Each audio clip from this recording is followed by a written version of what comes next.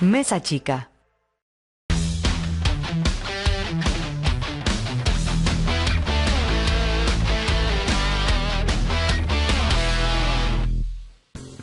Buenas noches, bienvenidos a Mesa Chica. Hoy una noche con muchísima información. En un ratito acá ya está en nuestros estudios Elisa Carrió, que dijo por Twitter que su bozal electoral terminó, que va a hablar absolutamente de todo. También está Santiago Kovadlov, que nos va a contar lo que viene en materia política. Y te cuento que hoy fue un día, en términos económicos, más que importante. Pasó absolutamente de todo. ¿Por qué? Hoy lo tuviste a Nicolás Dujovne hablando de lo que va a afectar a tu economía en los próximos días. Mirá estos 40 segundos. Tenemos que mejorar los impuestos que cobramos en Argentina, porque de esa manera vamos a poder prolongar este crecimiento que está experimentando la Argentina, no por 1, 2, 3 años, sino por muchísimos más. Vamos a poder expandir la base impositiva sobre la que trabajamos, bajando la evasión, porque vamos a tener un sistema impositivo más amigable para el contribuyente. Vamos a tener más inversión y generación de empleo, más eficiencia, más competitividad, y vamos a tener un sistema más equitativo, más igualitario.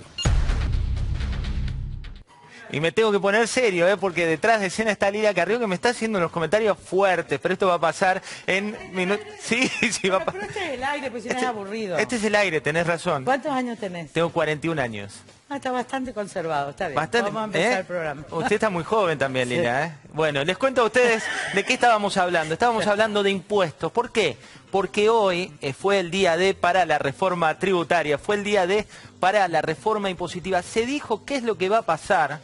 Y te quiero contar qué es lo que pasa también en materia de opinión pública, porque tenemos algunos datos de un informe exclusivo que habla de qué pensamos los argentinos de los impuestos. ¿Qué pensás vos de lo que te cobra el Estado cada día? Fíjate los números que tenés allí en pantalla. Por un lado, ¿cómo creemos que se utilizan los impuestos? La mitad de la gente dice que los impuestos se utilizan mal. Muy mal en la Argentina. Por eso el capítulo que sigue y que tiene que ver con otra de las cuestiones que vienen en materia económica está dado por algunos de los rubros que, aparte de la utilización de impuestos, que se utilizan muy mal, dicen que, por ejemplo, si vos te dicen los impuestos ¿para qué tienen que servir? El 60% de los argentinos creen que para pavimentar calles sin corrupción, creen que tiene que ser para defensa nacional, creen que tiene que ser para seguridad. Y fíjate que controlar los precios de productos en el mercado interno ya no está instalado en la agenda, al menos en la agenda electoral. Por eso es que hoy había agua en la pileta cuando Dujovne salió a la cancha para hablar de esa reforma tributaria. También hay otros números de este informe exclusivo que tenemos para mostrarte, que hizo Quiddity para nosotros, que dice, ¿estás de acuerdo con lo que pagás de impuestos? ¿Quién debería pagar impuestos? ¿Los trabajadores, las pymes, las grandes empresas? La mayoría, el 61%, dice que los trabajadores deberían pagar menos impuestos de los que pagan. Y cuando miran el mapa del escenario de lo que viene, también lo que te dicen es que, ojo, hay que readecuar los impuestos que vos pagas. También hay otra de las cuestiones que está vinculada con este estudio exclusivo que te digo, tiene que ver con lo que anunció hoy Nicolás Dujovne, el ministro de Hacienda. ¿Cuánto conoces de la reforma tributaria? ¿Cuánto conoces que algo va a pasar con los impuestos?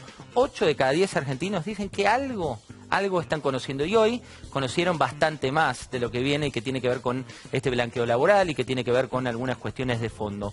Y la otra cuestión, la otra placa que tenemos aquí, te dice qué tan necesario es que el Estado lleve a cabo una reforma tributaria, una reforma de tus impuestos. 7 de cada 10 argentinos te dicen que es imprescindible, que es necesario o muy necesario que este debate de impuestos, que se da mucho en otros países y no se daba en la Argentina, llegue finalmente a nuestro país. Y el último de los datos que tengo para contarte también está vinculado con los productos. Fíjate vos, si yo te pregunto en qué sectores tendrían que aumentarle los impuestos, y me veo tentado a preguntarle a Lilita también, después le vamos a preguntar. La mayoría dicen mineras, dicen tabacaleras, dicen petroleras, algunos dicen sector bancario, otros dicen bebidas con alcohol. Y si vos mirás, los que finalmente se aumentaron hoy están muy vinculados con los que vos decías cuando hacían encuestas de opinión pública que estabas dispuesto a tener como aumento. Y un dato más, que está en la placa que sigue, tiene que ver con ¿qué pensás que puede pasar? ¿Qué pensás que puede ocurrir a partir de estos productos? ¿Y cuáles deberían bajar? ¿Cuáles deberían tener menos impuestos? Alimentos, menos impuestos. Fabricantes de ropa, un poco debatible, vamos a ver después qué pensamos de esto. Y energías renovables y supermercados, es decir, todo lo que tiene que ver con la base tiene también que ver con esto. Pero ahora, te decíamos, está Lilita. Finalmente vino Lilita Carrió, después de muchas invitaciones a Mesa Chica, y abrimos con este informe. El festejo de Elisa Carrió por la victoria en las elecciones legislativas, en la que en algunos barrios porteños, como Recoleta y Barrio Norte, superó hasta el 60% de los votos, quedó rápidamente olvidado por un nuevo triunfo, según sus declaraciones a la prensa: el encarcelamiento del exministro de Planificación Federal, Julio De Vido. Voy a denunciar por asociación ilícita agravada, evasión fiscal y lavado de dinero a los señores Néstor Kirchner, Julio De Vido, Lázaro Báez y Cristóbal López. Hace 10 años, Carrió había señalado a De Vido como el jefe de una asociación ilícita y prometió que no pararía hasta verlo preso. De Vido, ¿cómo toma este momento? Días después de que el exministro llegara al penal de Seiza, un nuevo hecho significativo de la estrategia de denuncias de Carrió abría las tapas de los diarios argentinos: la renuncia de la Procuradora de la Nación, Alejandra Gils Carbó. Nosotros avanzamos en el juicio político de Gil Carbó porque es necesario mostrar todo el desastre y los delitos que cometió Gil Carbó. Carrió fue de las primeras en reclamar la remoción por considerarla una militante política del kirchnerismo. Después de ambos eventos, hoy recibimos a una integrante de la mesa chica del presidente Macri y una pieza clave de Cambiemos: Elisa Lilita Carrió. Lilita Carrió, bienvenida a Mesa Chica. Finalmente, lo logramos. Sí, estaba viendo mi vestido azul del 2007, que era igual al que tuve en el cierre de campaña, era el mismo. ¿Es el mismo vestido? El mismo collar, todo. ¿Se terminó el Yo bozal? estaba más linda ahí, tenía 10 años No menos. tanto, no tanto. ¿Se terminó el bozal electoral? Dice que estaban todos reunidos la gente de comunicación. Me contó, bueno, yo le digo Juan de Dios, pero no se llama Juan de Dios, Diego. Y recibieron mi Twitter. Se terminó el bozal. Mentira, yo no tengo bozal. Pero me cuido por responsabilidad de que yo encarnaba Cambiemos en toda la nación. Entonces hay cuidados que uno tiene que tener. Ahora soy Lilita sola. ¿Qué Y saldo además haces de- no quiero más cargo, así que puedo decir lo que quiera. De hecho, voy a decir todo lo que se me ocurra, porque además tengo 60 años. Y después de los 60 tenemos impunidad. Los viejos tenemos impunidad, que es una cosa maravillosa. ¿Es así? ¿Qué saldo haces de la campaña? ¿Eh? ¿Qué saldo haces de la campaña? Muy buena. La verdad es que yo tenía una visión tan distinta a la que leía en los diarios, porque, bueno, Kualov, que está acá, lo sabe. Yo hace muchos años que vengo pensando en el éxodo, ¿no? En la salida a la libertad. Ustedes saben que el liberalismo, la república, se inventó con la salida de Egipto. Así que sabía lo que era el desierto. Tenía una visión teórica política, porque en realidad esto yo daba en la universidad. Como el primer pacto, en realidad los mandamientos como el primer pacto y antecedente del constitucionalismo moderno. Y trabajé muchos años por eso. Y lo estoy viendo. Yo pensé que no lo iba a ver, ¿sabes? ¿Por qué? Cuando... Yo le agradezco tanto a Dios, porque pensé que solo me tocaba la lucha y la incomprensión, y la aceptaba. Pero no pensé que me tocara ver una república, que me tocara ver a De Vido preso, que intentó detenerme, porque ella intentó detenerme en el año 2004. Es como un regalo de Dios para mí. Dice, felices los pacientes, porque heredarán la tierra. Felices los que tienen hambre y sed de justicia, porque serán colmados. Así que yo estoy viviendo como una bienaventuranza.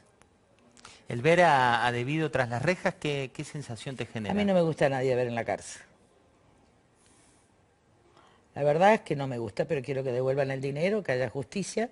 Y si esa justicia implica la prisión preventiva y la condena, tiene que existir, porque tiene que existir y aplicarse el derecho. Pero no me van a mí a ver, me querellaron, me llevaron a tribunales. Yo no tengo nada de rencor ni nada de venganza, no tomo champán. ¿Te quisieron mandar champán? No tomo champán. No soy una nueva rica como ellos. así que no lo necesito,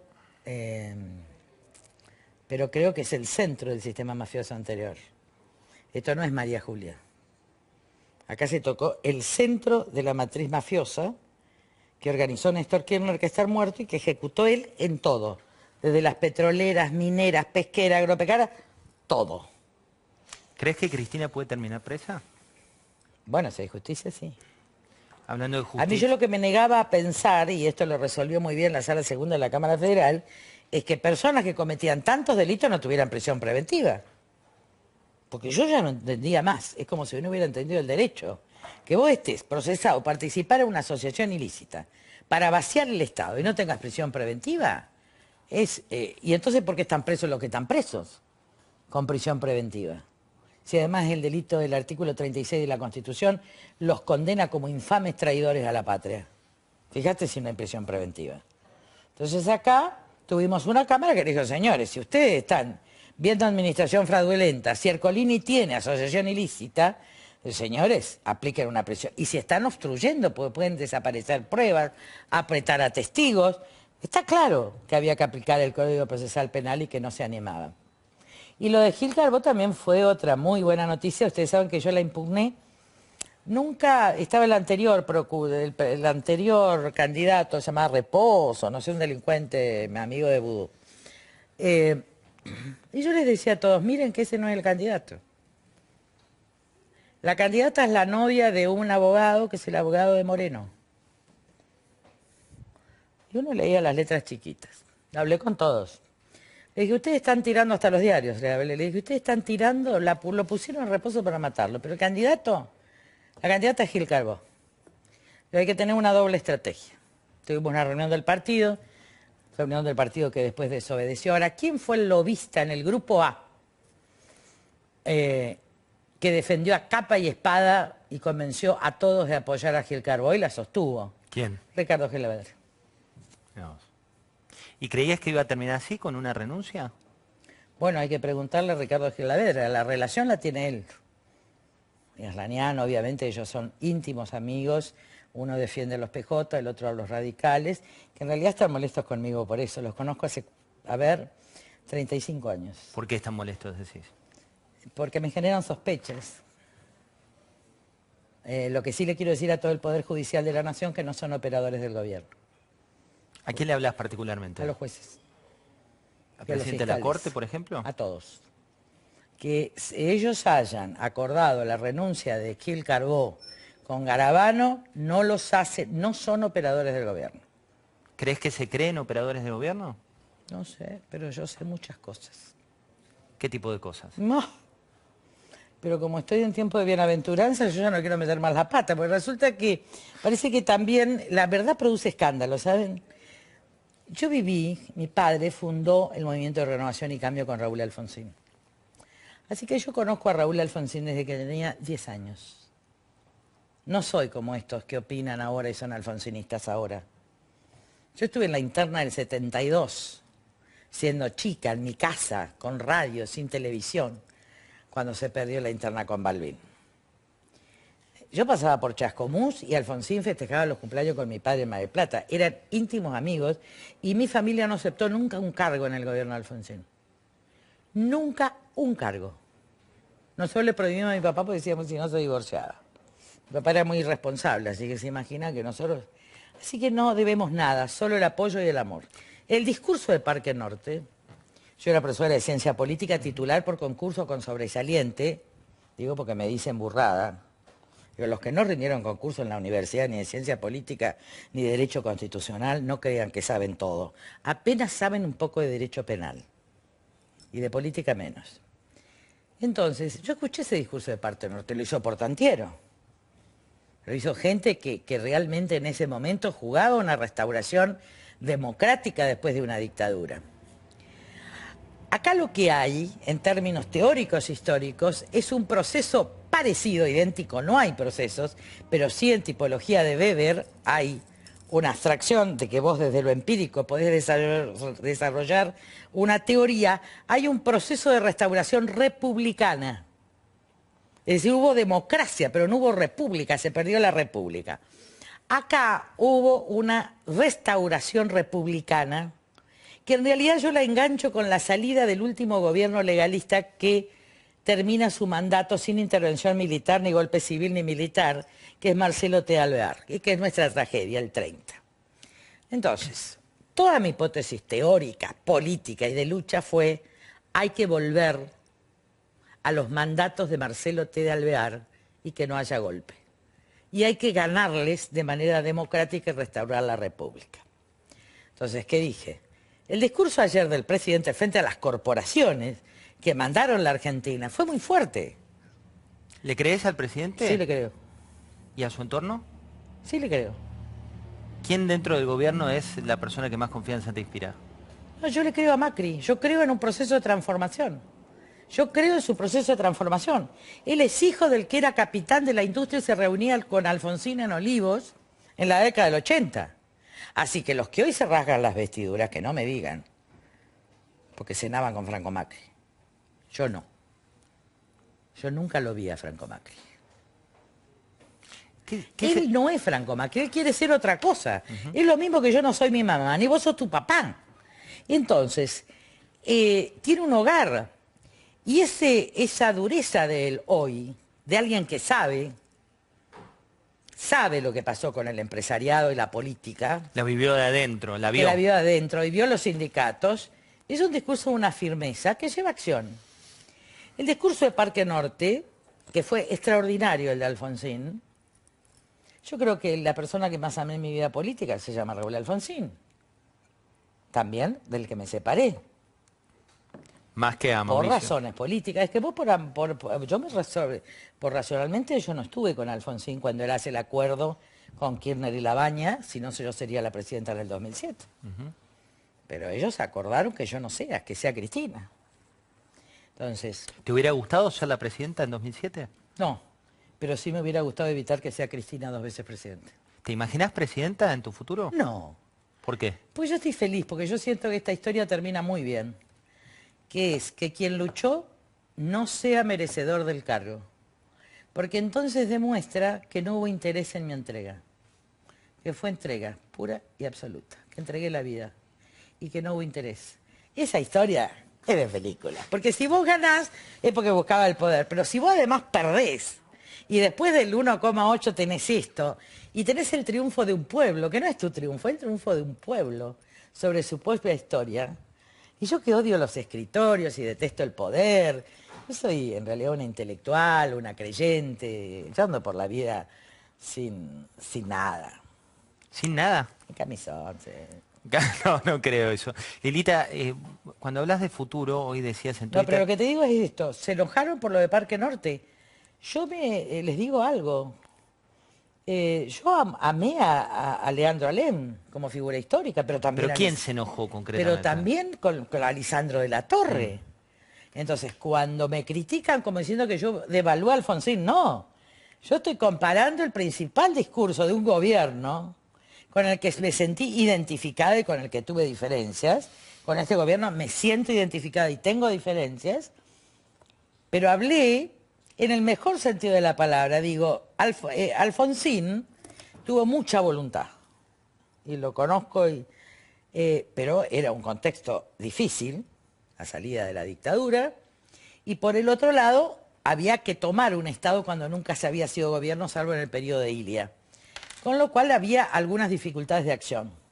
Dificultades externas, dificultades internas porque se muere Borrás, porque se va López, porque toma la coordinadora. No quería explicar estas cosas históricas, pero hay una serie de acontecimientos de personas muy cercanas a Alfonsín que determinan un giro, y sobre todo la ascendencia que empieza a tener la coordinadora Inosiglia.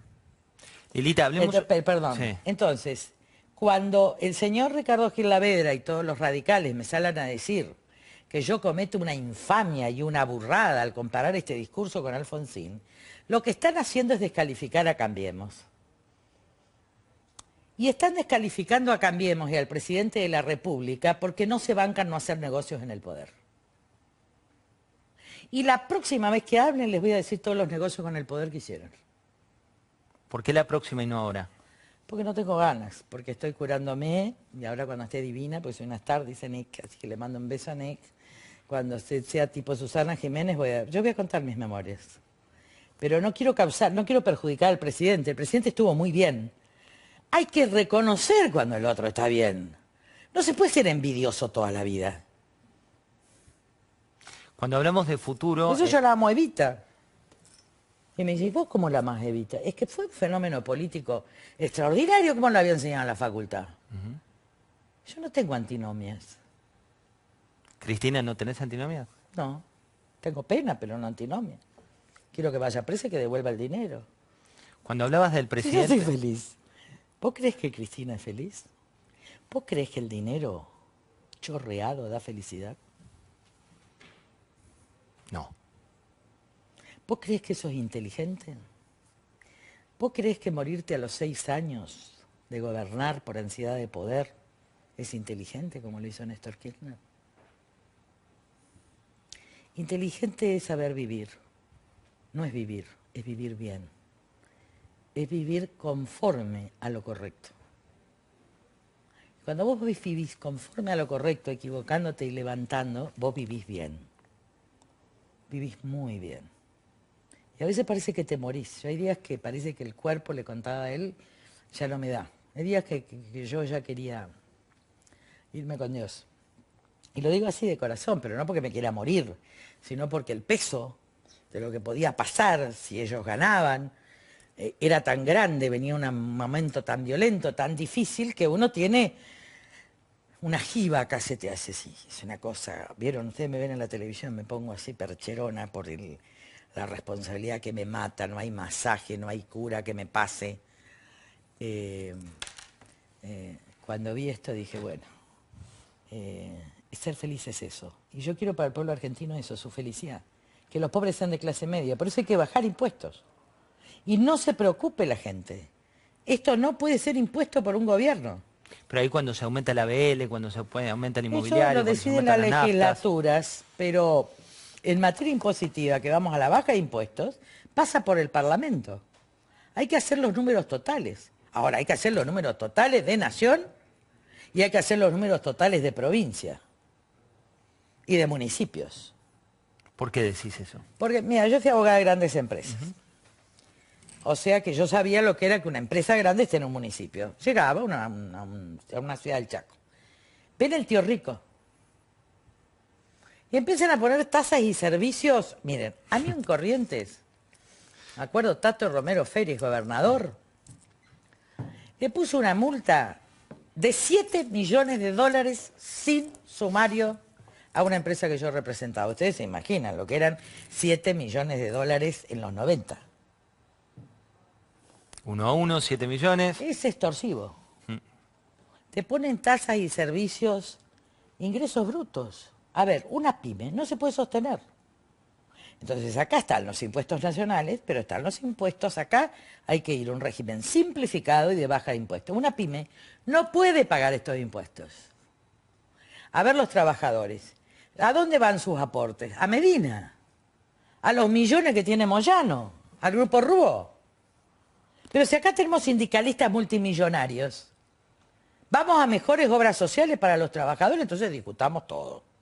Porque acá las oligarquías están hechas de lo que defendieron a los trabajadores. De los sindicatos, decís precisamente. Obviamente son multimillonarios. Entonces el dinero que aportó el PYME no va a el bienestar del trabajador. Se fue a los gremios, a los negocios de los gremios. Y los gremios se compraron las empresas.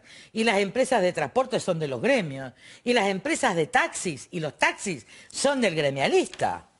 Entonces, hay que empezar a tener trabajadores que defiendan a los trabajadores. Ahora, el costo laboral a mí me sale un sueldo.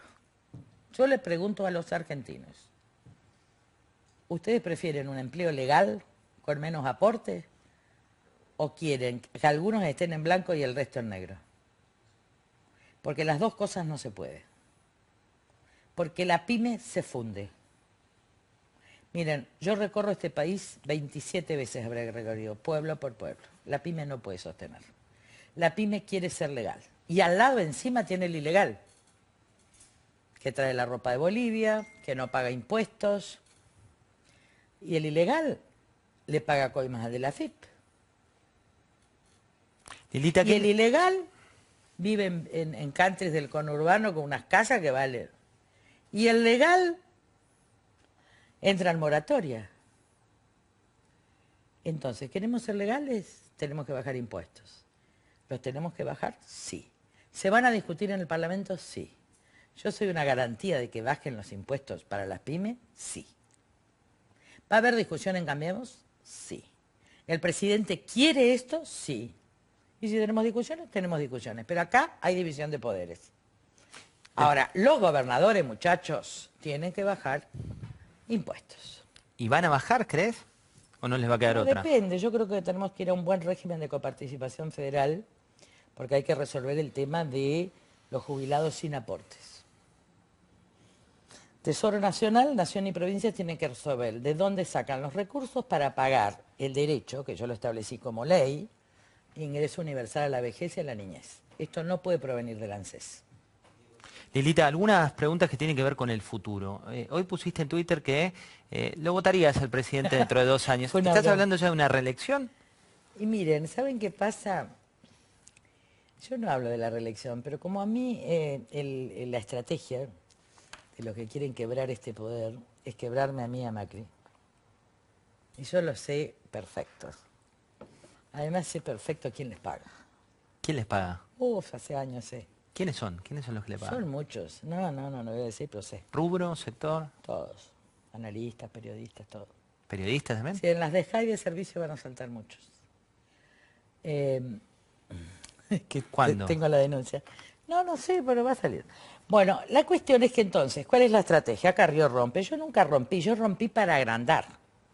Pero siempre estoy en la misma. Fundé el ARI ¿para qué? Matriz moral, matriz republicana, matriz de distribución económica y desarrollo económico. Distribución del ingreso. Esta es la agenda nacional hoy. Yo siempre hablé de bajar impuestos. Yo no hablo ahora. Yo fui la que defendí a todos los chacareros que estábamos en las rutas.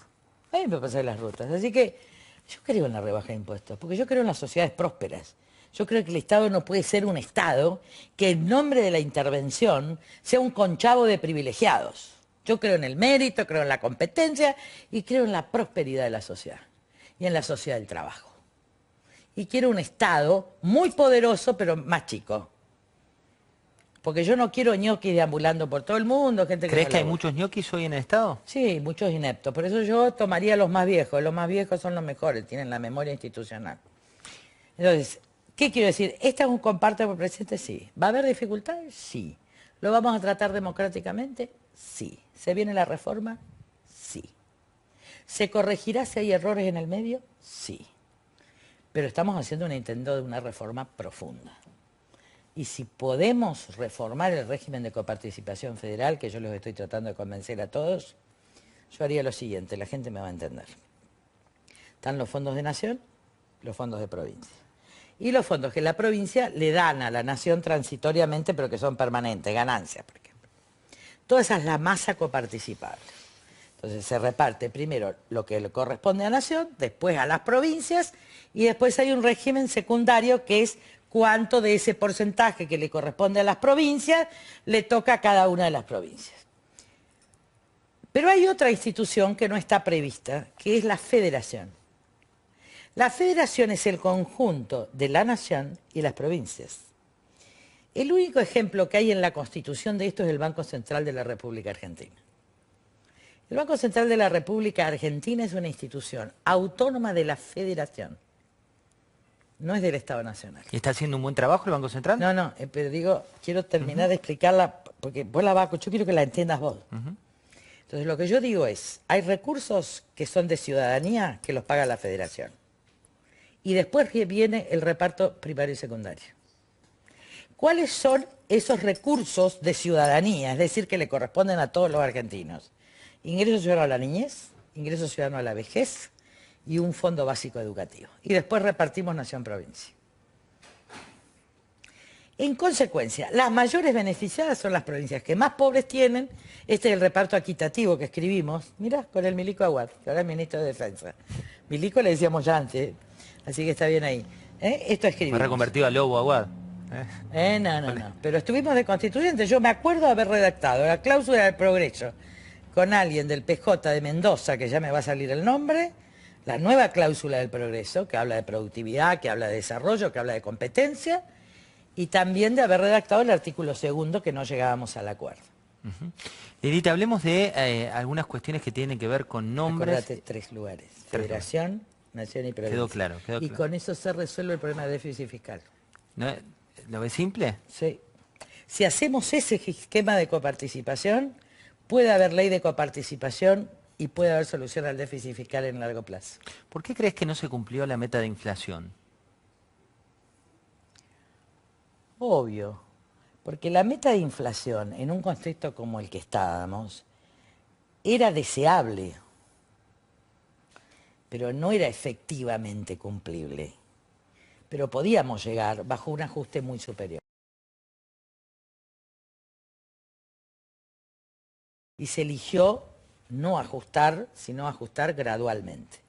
Como por ejemplo el aumento del transporte el año que viene va a ser 0,5 por mes.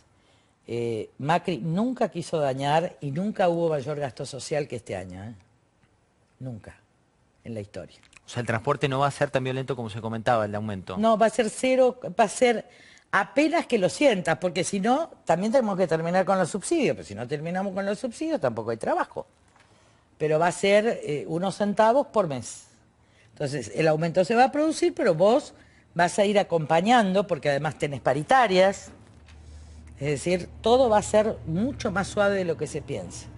Elita, hablemos de algunas personas que tienen que ver con la Argentina, con la política. Por ejemplo, vos sos una persona de mucha fe. ¿Por qué crees que el Papa Francisco no viene a la Argentina? No sé. ¿Qué relación tenés con el Papa? ¿Qué situación? Yo lo quiero mucho al Papa. Tuve una relación personal, espiritual, no política, jamás. Enorme. Nunca fue mi confesor. Yo no me confesaría nunca con Bergoglio. ¿Por qué? Que lo conozco. ¿Y qué significa conocerlo? Pero tuve una relación personal. Y yo creo que su misión universal es muy difícil. Yo distinguía 2 ámbitos. Había un senador que decía, mira, yo en el plano nacional soy ateo. Ahora, en Catamarca soy de la Virgen del Valle. Y los mexicanos te dicen lo mismo. México es un estado laico, o sea que está prohibido ahora. Todos son guadalupanos. Con esto es así. Todos estamos con Bergoglio. Ahora, en la Argentina somos la Argentina. ¿Y qué significa eso? Eso, que al Papa lo que es del Papa y al César lo que es del César. Que no se meta en política en la Argentina. Que lo necesitamos como pastor. Pero lo sigo queriendo, él me llama. ¿Crees que se mete mucho él me en política? Manda, sí. Pero yo no quiero ir al Vaticano porque me da no sé qué eso. ¿No? ¿Por qué? Porque a mí me gusta Jerusalén. Me gusta ir a la crucifixión, me gusta ir a la primera iglesia, que es la de Pedro, que está al lado del mar de la Galilea, que está la sinagoga. Yo soy judía cristiana. Yo no puedo distinguir entre lo judío y lo cristiano. Recuerden, decía Pablo, que somos judíos. Pero acá Pablo, que era rabino, le tocó convencer a los gentiles. Bueno, él va a explicar mejor, a los que no creían. Él es Santiago Kovadlov, que está aquí también sí, para acompañarnos en un ratito. Y a Pedro poder convertir a los propios judíos, pero Jesús nace y muere judío. Yo creo que el cristianismo es la forma de conversión a un solo Dios, que eligió Dios, para que haya un solo Dios, es decir, Emmanuel, Dios con todos. Entonces, me gusta Jerusalén, yo amo Jerusalén como la vida misma. Yo estoy en el muro, que es el Cótel, que es el lugar donde van los judíos, lo que quedó del muro, porque adentro estaba el templo, ahí están los musulmanes ahora, donde estaba el Santo Santorum, y después vi la crucifixión. Y cuando yo estoy ahí, en el muro al anochecer, con esa luz, estoy como en un toldo. A ver si se entiende ahí. Estoy como en una luz y no me quiero ir. Y sabés que la última vez, antes que iniciara todo este proceso que terminó hace 2 años en la victoria de Cambiemos a nivel nacional, o creo que fue el año pasado, no me acuerdo, yo lloraba.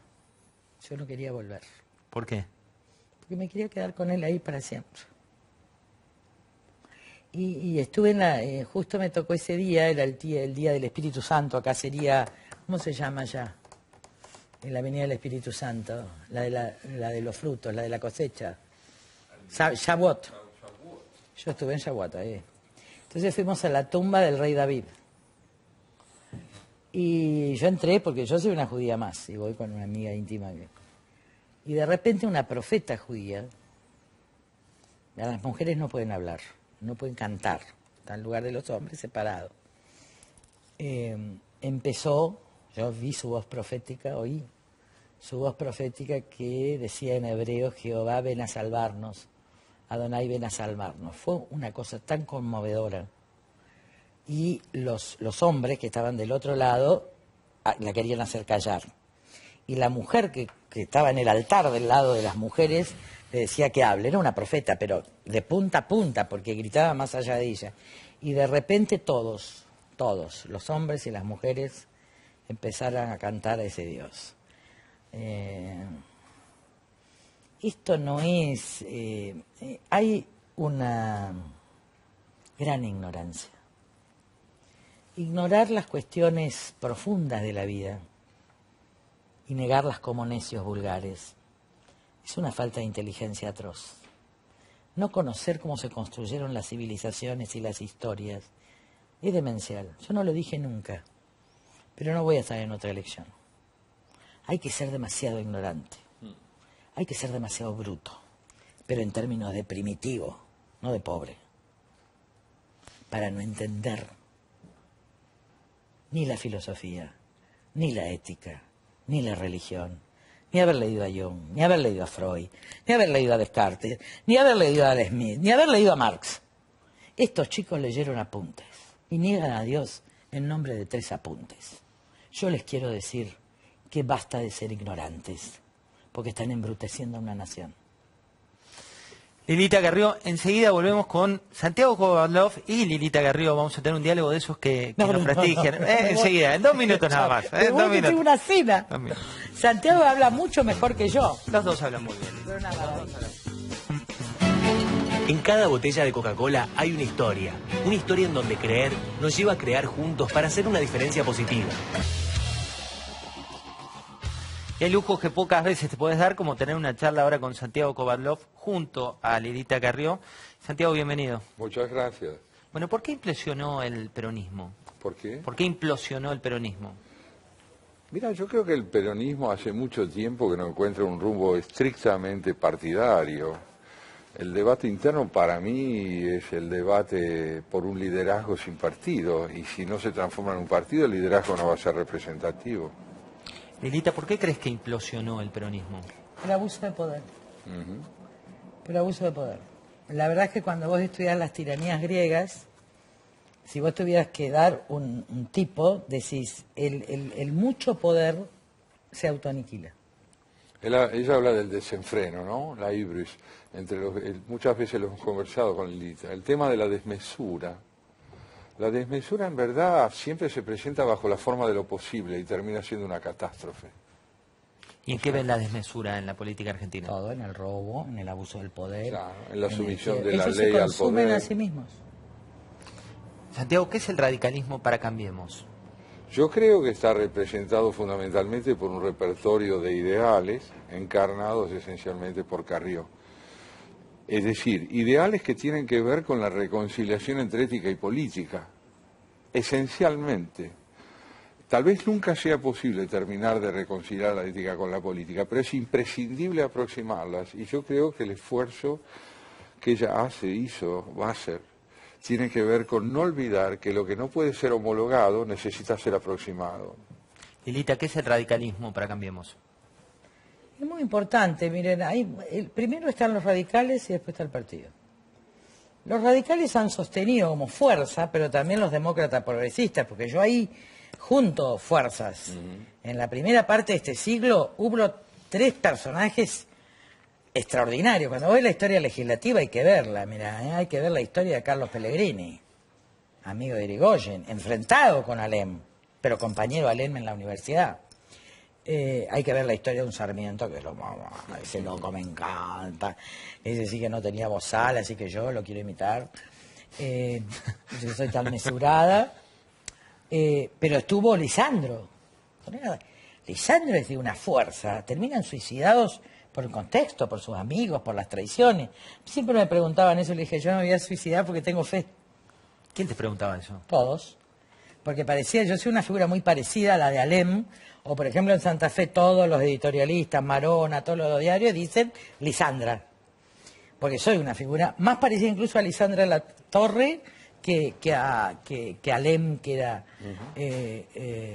pero yo decía, no, yo no me voy a suicidar, tengo fe, que si no hubiera tenido fe lo hubiera hecho. No, pero bueno, esa fuerza histórica es lo que representa Cambiemos Hoy y va a seguir. Y tenemos que llegar a que sea un 50% que llegamos ahora. Éramos 30 y estábamos en el 30. Y siempre fue el 30. Y el otro 70, hay un gran grado de fascismo en la Argentina escondido, de un integrismo católico, de una falta de tolerancia, de un antisemitismo, de un montón de cosas que se fue coaligando de alguna manera. Pero ahora creo que hay una fuerza histórica que va por la República y va el pueblo por la República. Es decir que ni Macri ni yo no podemos correr porque nos corre el pueblo. Eso es muy interesante, esa idea, ¿no? De que el gobierno está tratando de escuchar una demanda social y de gobernar de conformidad con una demanda social que es ética. Que es el cansancio de la ausencia de ética. El cansancio de la ausencia de ética. Creo yo también que esto es profundamente cierto y se le está pidiendo al gobierno que no se aparte de lo que la gente ya sabe. Si no nos explica el éxito político de ella, de Lilita en esta elección. ¿Quién la vota? Y la vota los que han hecho suyo una demanda de eticidad. Si no, no se entiende. Última, Lilita, ¿cuál es el principal problema de la Que Argentina? gané Santa Fe, no se olviden que recorrí, Rossi, perdiste por paliza, yo no sé. ¿Cuál es el principal problema de la Argentina? No les veo problemas estructurales. Yo vi mucho tu encuesta sobre los intereses de la gente y es una encuesta ecológica. Cuando vos ves a quienes deben ponerse impuestos y a quienes tienen que controlar, en realidad es una encuesta ecológica. Debe estar direccionada a un determinado sector, pero este es un avance, porque va contra las mineras que destruyen el agua. Eso le quieren aplicar impuestos. Va contra las petroleras, el negocio del petróleo se termina, vamos a las energías alternativas. Va contra los supermercados, los productos envasados. Es una agenda de futuro esa ecológica, de sanidad, de ética en el contexto que vivimos. Para hacer la vida bella, tenemos que hacer el mundo bello, porque con un contexto tóxico no hay vida bella. Y analizarla de nuevo esa encuesta, me gustaría que me la pases, porque entre lo que la gente, lo que dice, sí, con estos impuestos no podemos vivir.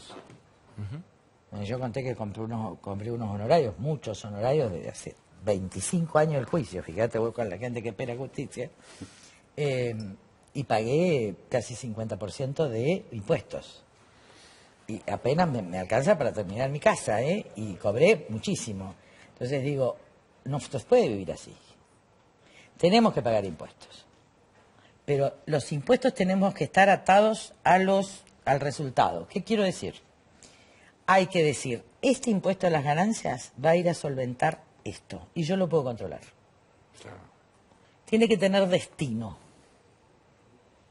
Y yo tengo que poder controlar en la computadora a qué obra fue. ¿Cuánto se pagó? ¿Cuánto se pagó en el tiempo? Yo ciudadano. Eso tenemos que hacer. Atar los impuestos a una finalidad, a los bienes y servicios. A ver, este dinero lo pusimos acá en seguridad. Hicimos esta policía, construimos esto, hicimos esto, capacitamos. Yo lo tengo que ver. Que se vea, que se palpe. Gracias, Lilita. Ustedes quédense, ya venimos con un ratito más con Santiago Kovadlov y a las 11 de la noche, entrevista exclusiva de Pablo Sirven, nada más y nada menos que al presidente de la Nación. Y la última pregunta para Santiago tiene que ver con la justicia. ¿La justicia finalmente despertó en la Argentina? Yo tengo la impresión de que el porvenir de la República es proporcional a la recuperación de la justicia, a la consolidación del poder legislativo en términos de oposición y oficialismo, y por supuesto de un ejecutivo que tenga capacidad de realización achicando el Estado y generando hechos que sean a su vez controlados, ¿no? Entonces la justicia se está rehabilitando en el país. No puede haber reconstrucción republicana sin una justicia que se consolide. Ahora bien, todo ha pasado de una lentitud extraordinaria a un vértigo igualmente sorprendente. Fíjate vos que es muy interesante la Argentina, la dificultad que a veces tenemos para transitar en forma gradual de una cosa a la otra. Hemos pasado de nada a todo. Y lo que hay que celebrar es que la justicia esté trabajando y operando. También muy importante entender que gana independencia y caerá quien caerá. Esto no está limitado solamente al exoficialismo. Me parece a mí que la justicia opera en este momento en el país para recuperar significación social. Y la nación necesita que la justicia tenga ese valor. De lo contrario, va a ser un sistema enclenque. Es decir, que va a renguear y en esa misma medida va a perder credibilidad. Gracias, Santiago. Gracias a vos. Y se va, Mesa Chica, enorme placer nos da estar con vos cada martes a las 22.